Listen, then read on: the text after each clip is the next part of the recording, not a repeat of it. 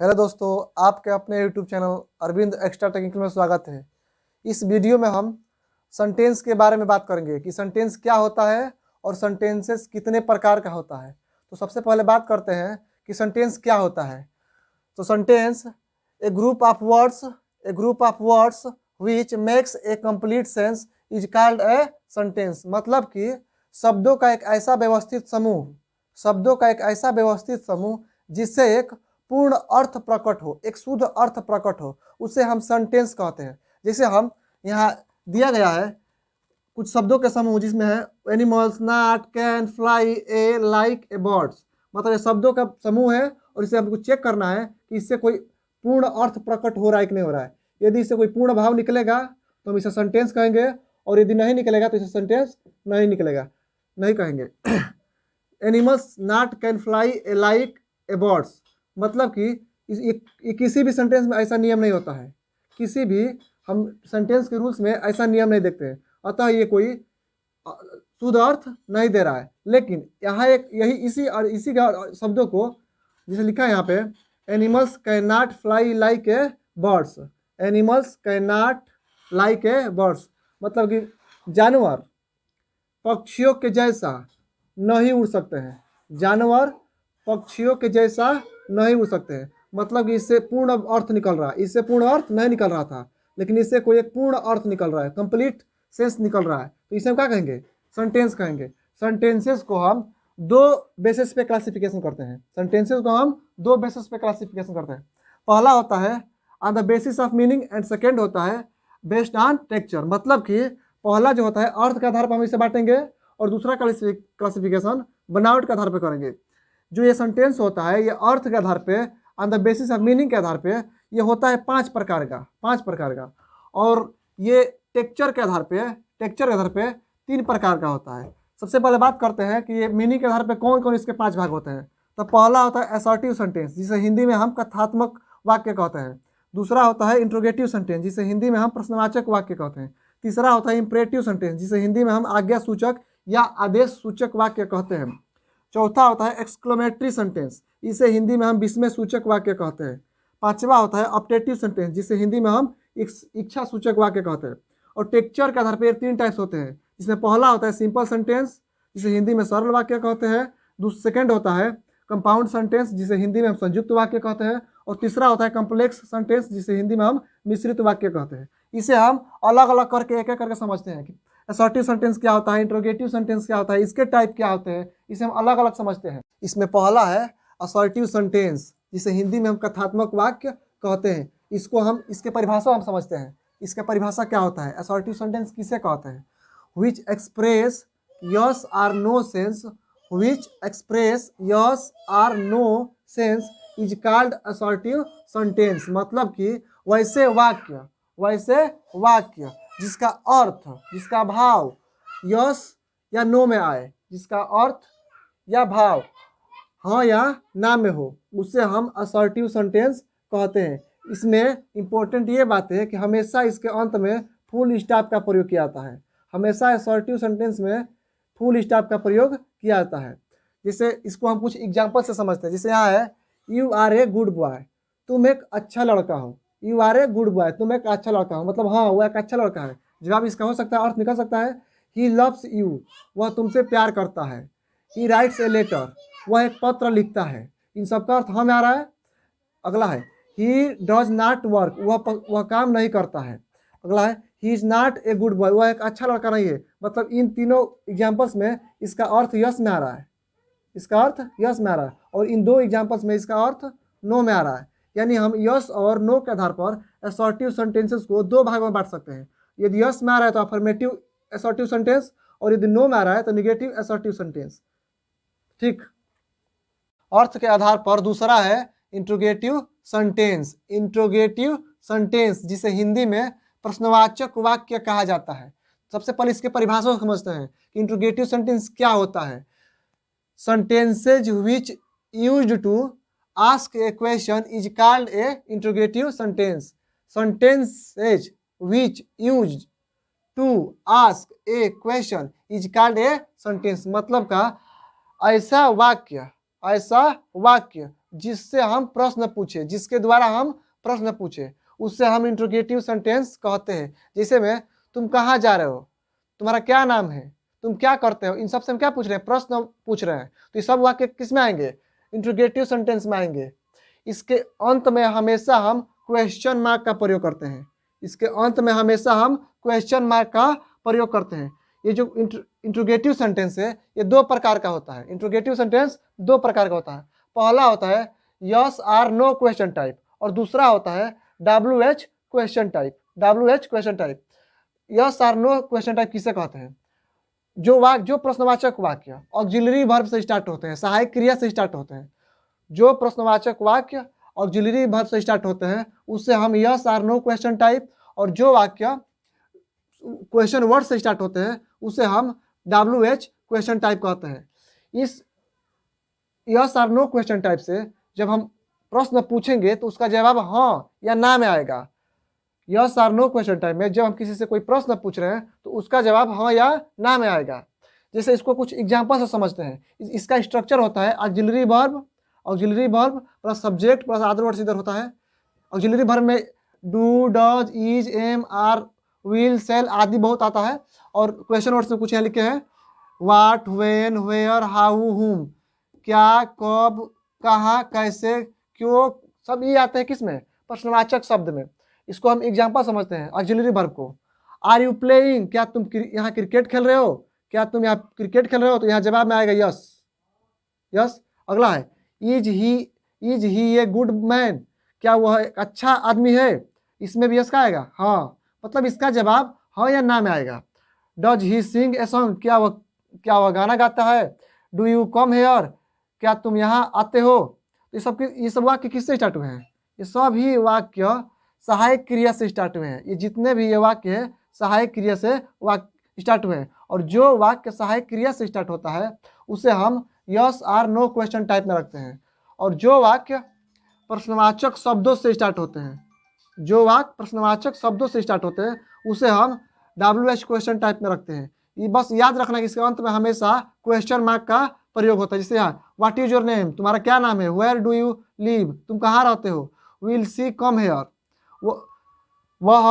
वह यहाँ आएगी, वह यहाँ आएगी। मतलब ये जो वाक्य है प्रश्नवाचक शब्द से स्टार्ट हुए हैं और ये जो वाक्य हैं सहायक क्रिया ऑक्सिलरी वर्ब से स्टार्ट हुए हैं। तो इसको हम रखेंगे yes or not question type में और इसको रखेंगे WH क्वेश्चन टाइप में।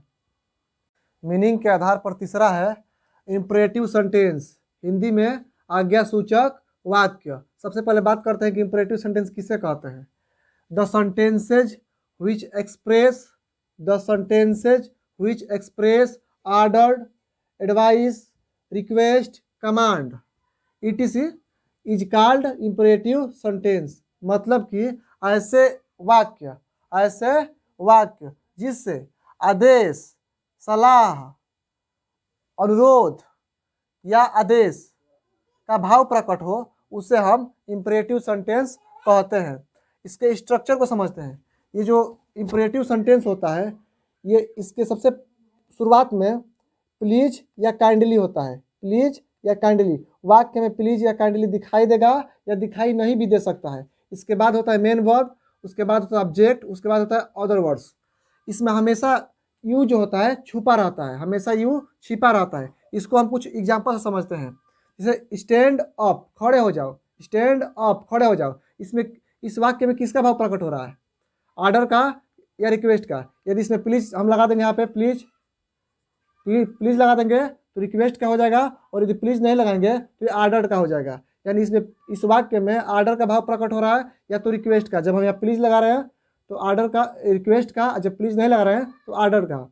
अगला है हेल्प द पुअर। यहाँ जब किसी को सहायता करना है तो लॉजिक सी बात है कि यहाँ पे क्या लगा होगा, प्लीज या काइंडली। कृपया गरीबों की सहायता करो। यहाँ पे क्या है, रिक्वेस्ट है। यानी इस वाक्य से रिक्वेस्ट का भाव प्रकट हो रहा है।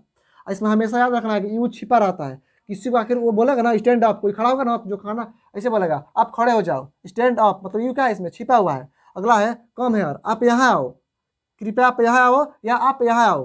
कृपया लगा देंगे, प्लीज लगा देंगे तो रिक्वेस्ट, और नहीं लगाएंगे तो order. Please give me a glass of water, please give me, यहाँ तो प्लीज तो पहले लग गया है, तो प्लीज लग गया तो किसका भाव प्रकट होगा? रिक्वेस्ट का। कृपया मुझे एक गिलास पानी दीजिए, कृपया मुझे एक गिलास पानी दीजिए, यहाँ रिक्वेस्ट का भाव प्रकट हो रहा है। इसमें सबसे पहले क्या है? प्लीज है, फिर मेन वर्ब है, उसके बाद आर्डर वर्ड्स ऑब्जेक्ट वगैरह वगैरह है। अगला है do not stand up, do not stand up, कृपया खड़ा मत हो। सलाह दे सकता है, आर्डर भी दे सकता है, कृपया खड़ा मत हो, सलाह दे रहा है।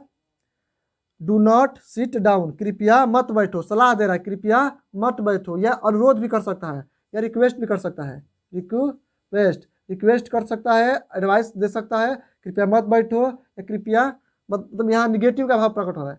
ये हम देख रहे हैं कि इन चारों वाक्य में सकारात्मक अर्थ निकल रहा है।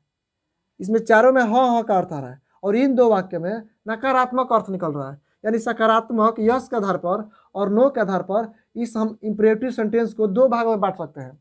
यदि सकारात्मक निकल रहा है तो affirmative sentences, affirmative imperative sentences, और यदि नकारात्मक अर्थ निकल रहा है तो इसे कहेंगे निगेटिव इंपरेटिव सेंटेंसेस।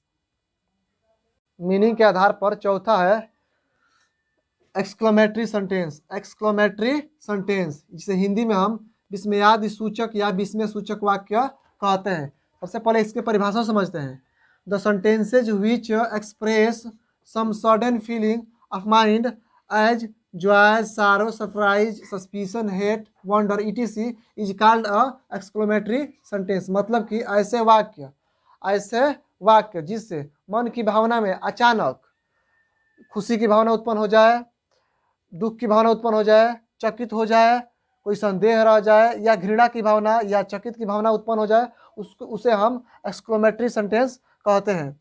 ये वाक्य कभी कभार how, what, alas, bravo, hurrah से भी स्टार्ट हो सकता है, या इससे नहीं भी स्टार्ट होगा। यदि ये how, what, alas, bravo, hurrah आदि से स्टार्ट होता है तो हम इस जो हाउ है, जो हुर्रा, हाउ, इन सब के बाद हम एक्सक्लेमेशन मार्क का प्रयोग करेंगे, और यदि इसका प्रयोग नहीं हुआ है तो वाक्य के अंत में हम एक्सक्लेमेशन मार्क का प्रयोग करते हैं। जैसे इसको कुछ एग्जांपल समझते हैं। इसका एग्जांपल है पहला, alas I am ruined, alas I am ruined, हाय मैं बर्बाद हो गया। तो अ लॉस आया है ना, अ लॉस के बाद किसका प्रयोग कर देंगे? एक्सक्लेमेशन मार्क का, और इसके अंत में फुल स्टॉप। अगला है bravo you have done well, bravo you have done well, bravo आप इसे कर सकते हैं, आप इसे करेंगे, आप इसे अच्छा करेंगे। तो यहाँ ब्रेवो आया तो इसके बाद क्या लगाते हैं? एक्सक्लेमेशन मार्क, और अंत में फुल स्टॉप। अगला है you are amazing, you are amazing, तो इसमें हम ये कोई भी ये शब्द नहीं आया है तो इसके अंत में हम एक्सक्लेमेशन मार्क लगाएंगे। वी वॉन, हम जीत गए। तो जब इसमें वो नहीं आया है, ये सब नहीं आया है, तो हम इसके अंत में हम एक्सक्लेमेशन मार्क का प्रयोग कर देंगे। इन सब से सरप्राइज, सस्पिशन, कुछ ना कुछ भावना निकलनी चाहिए मन की। I am really going to miss this place, मैं वास्तव में इस स्थान को मिस कर रही हूँ, मैं वास्तव में इस स्थान को मिस कर रहा हूँ। मतलब कि कुछ अंदर की भावना उत्पन्न हो रहा है। इसका अंत में क्या लगेगा? Exclamation mark. ये भी किस में आएगा? एक्सक्लेमेटरी सेंटेंस में। How hot the day is, यह दिन कितना गर्म है, यह दिन कितना गर्म है। यह भी सरप्राइज है, कुछ मन की भावना ही है, तो इसमें भी हम एक्सक्लेमेशन चिन्ह का प्रयोग करेंगे। इस प्रकार ये सभी वाक्य किस में आएंगे? एक्सक्लेमेटरी सेंटेंस में। मीनिंग के बेसिस पे फिफ्थ नंबर है ऑप्टेटिव सेंटेंस, जिसे हिंदी में इच्छा सूचक वाक्य कहते हैं। ऑप्टेटिव सेंटेंस जिसे हिंदी में इच्छा सूचक वाक्य कहते हैं। इसके परिभाषा को समझते हैं। The sentences which express wish और desire is called optative sentence. मतलब कि ऐसे वाक्य जिससे हम अपनी इच्छा को व्यक्त करें, ऐसे वाक्य जिससे किसी की इच्छा को व्यक्त किया जा सके, उसे हम ऑप्टेटिव सेंटेंस कहते हैं। इस वाक्यों के अंत में, ऑप्टेटिव सेंटेंसेस के अंत में एक्सक्लेमेशन मार्क का प्रयोग किया जाता है। हमेशा एक्सक्लेमेशन मार्क का प्रयोग किया जाता है। इससे हम इन वाक्यों से हम अपनी इच्छा को व्यक्त करते हैं। जैसे एग्जाम्पल समझते हैं, मे यू लिव लॉन्ग, मेरी इच्छा है, मेरा इच्छा है कि आप लंबे समय तक जियो, मेरी इच्छा है कि आप लंबे समय तक जियो। मतलब इसमें किसका भावना उत्पन्न हो रहा है? विश का, इच्छा का भावना उत्पन्न हो रहा है। अगला है ओ माई गॉड, है मेरे भगवान, मेरी इच्छा है, मैं भगवान को पुकारता हूँ। May God bless you, may God bless you, भगवान आप पर कृपा करे, मतलब कि इच्छा है कि भगवान आप पर कृपा करे, भगवान आप पर कृपा करे, मे गॉड ब्लेस यू। अगला है may God save the king, भगवान राजा को बचाए। इसमें भी क्या है, मतलब कि जितने भी ये इंपरेटिव सेंटेंसेस है इसमें बस इच्छा को निरूपित किया जाता है। इस प्रकार हम इस मीनिंग के आधार पर पांचों सेंटेंसेस को हम आसानी से समझ लिए, और टेक्सचर के आधार पर हम अगले नेक्स्ट 3 वीडियो सेंटेंसेस को हम अगले वीडियो में समझेंगे। आई होप ये वीडियो आप लोग को अच्छा लगा होगा, सेंटेंसेस इजीली आप लोग समझ जाएंगे इस वीडियो से।